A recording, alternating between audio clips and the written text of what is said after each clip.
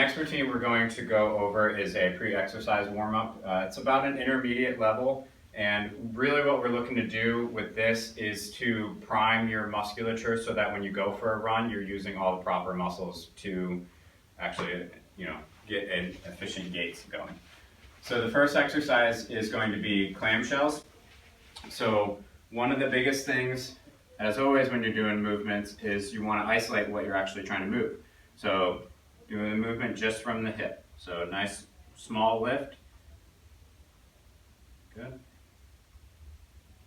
This is priming those glutes, your glute med, your glute min, some of your hip stabilizers so that your knee doesn't buckle in when you're running.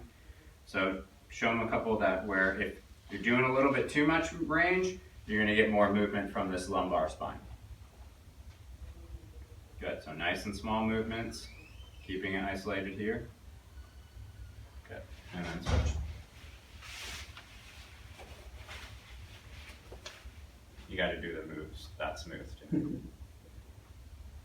Good. Nice and isolated, none of the movements coming from the back, just from the hip.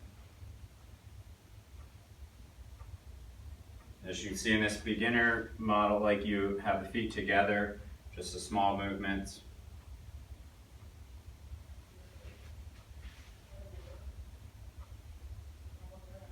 Good, and then moving on. The next one we're going to do are donkey kicks. So if that one was a glute min and glute med, this is going to be more of your actual like glute max extensors. So hamstrings, your glute max extensor group. Same thing here, keeping the core isolated. Nice.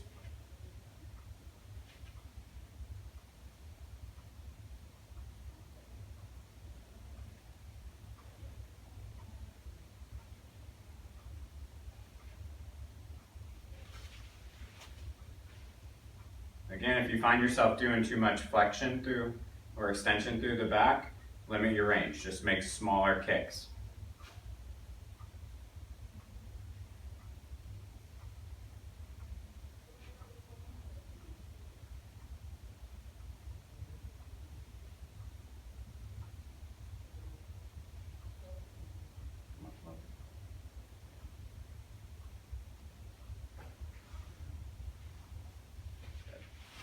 All right, so for these are lateral leg lifts. So before we were just with the clamshells, we were priming the glute min and the med. These are actually going to involve some greater range of motion movements for this. Okay. So these are just straight up and down with the femur in a neutral position. What you can also do is alter it a little bit. You can rotate the leg up a little bit. Your range is probably going to decrease with this because what you don't want is you don't want a lot of side flexion occurring. And then you can do it where your toes are down. This is going to be an even smaller range. Good.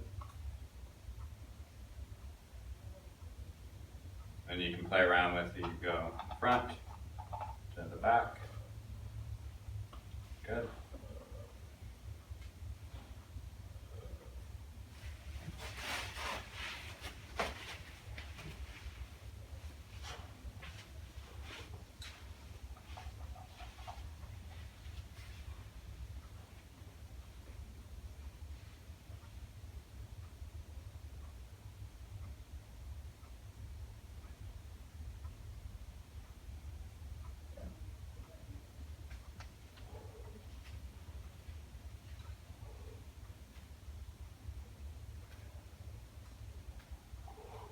All right, so the next exercise is we're going to show you progression of bridges. So we're going to show you a bilateral bridge and then how to transition into an unilateral only during an eccentric phase, and then you're going to do just the single leg eccentric and concentric.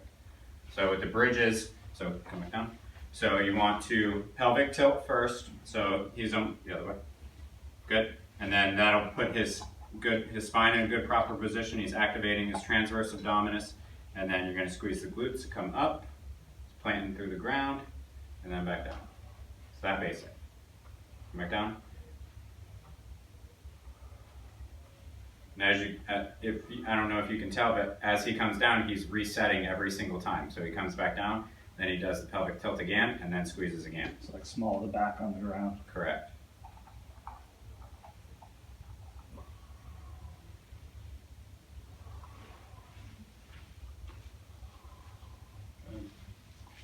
All right, now let's try so same thing coming up, and then this time he's gonna transition to one leg, and then back down. Good, and then brings that leg, does the pelvic tilt, comes up. Come down with one. Yeah, so come up, there you go, good, and then back down, good. So this is a nice way to transition. If you can't do up and down with one leg, this is a great way to help make that transition. You come up with both legs and then down with only one.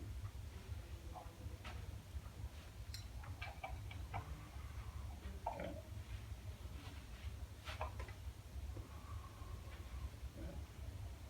Sorry. It's all right, it's hard. Brain games here. Keep, so, and then when the next progression before you go to just single, so come up, kick leg out, fold that leg out, and down. Good, and then down. So up, transition, there you go, keep that, good.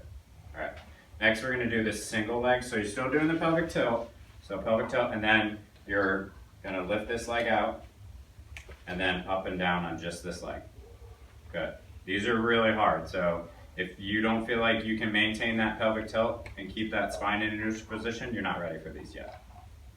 Also avoid probably using your head to Correct. balance, Correct. shoulders.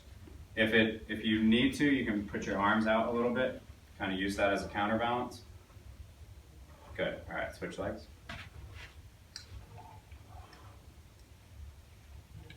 Good.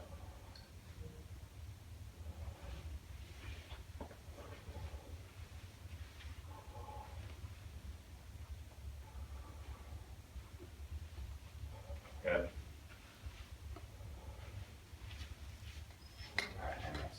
So then we're going to do the world's greatest stretch.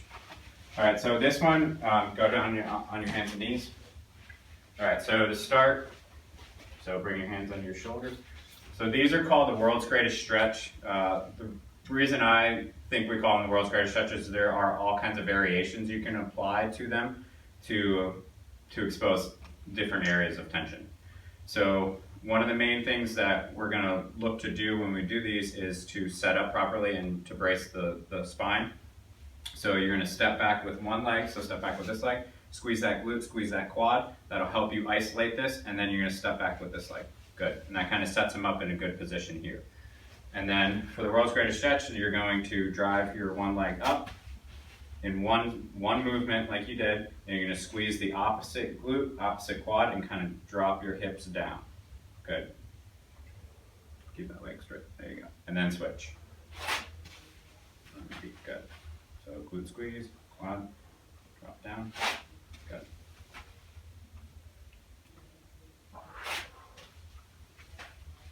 Good. Go ahead and face the camera. So as he does this, he's going to drive this knee out. Good. And then switch. Same thing, drive that knee out, glute squeeze, drop. Good. Good. Good. Good.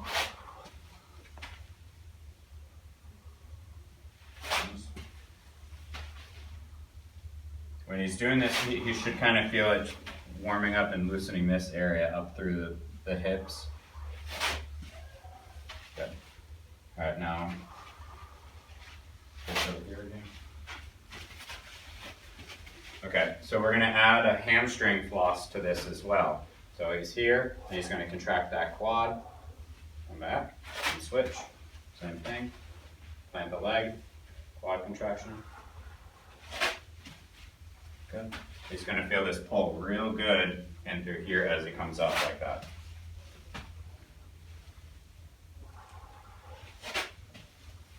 Normal people will be sweating by this. I'm getting there. Getting there.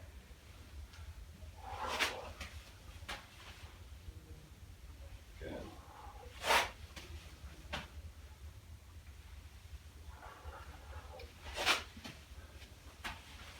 Alright. Good. Okay, rest. Alright, the next movement is called a inchworm. So we're going to drop down to the hands from the standing position. You're going to walk your hands out. Squeeze your glutes, press away, making sure you're pressing away here, looking up. And then you're going to press away, and then walk your feet up, and then walk your hands out again. Good. Glute squeeze, driving away, keeping the ears off the shoulders, pressing away, and then walking up.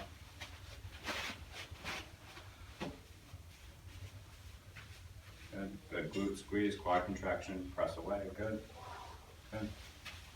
Up, up, up. Walking out. Good. Nice.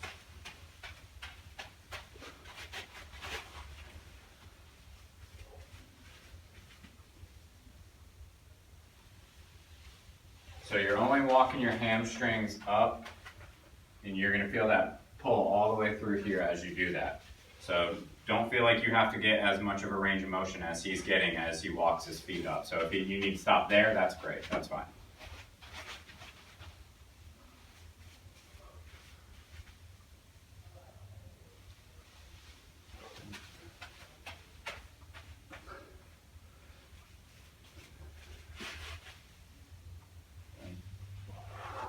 You can see how he keeps his toes planted as he presses away, so driving.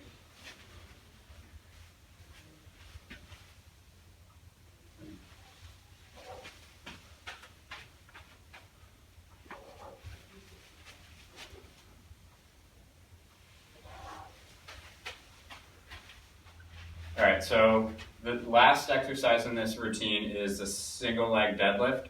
So these are something that I see done wrong very often. What you'll see a lot of people do is, because they're limited in not only their stability through the hip, but the range of motion through that same leg's hamstring, you'll see a lot of rotation occur, and we'll kind of show you what we mean by that.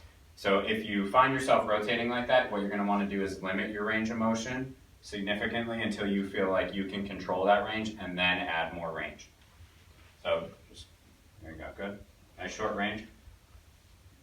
So show him a little bit of the rotation. There you go. See how this side is, as he comes down, come up, that's what we're looking to avoid. So if you need to only come there, that's fine.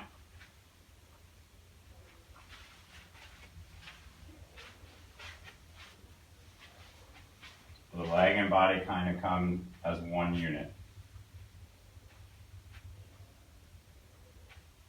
You should feel this really good through here. You'll also feel a little pull through the hamstring too, because you're stressing that range. All right, switch.